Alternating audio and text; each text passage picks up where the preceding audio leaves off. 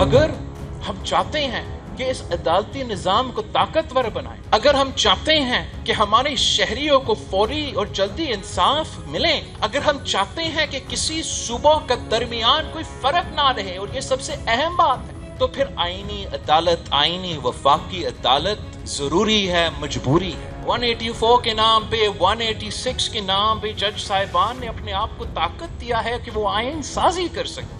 آئین یہ نہیں کہتا ہے کہ جو ہم نے لکھا، آئین کہتا ہے کہ ان کی مرضی ہے، اور یہ this is now proved beyond a reasonable doubt in Pakistani politics. Look at the last 15 years if you're not going to look at the last 70 years. Our judicial system is broken.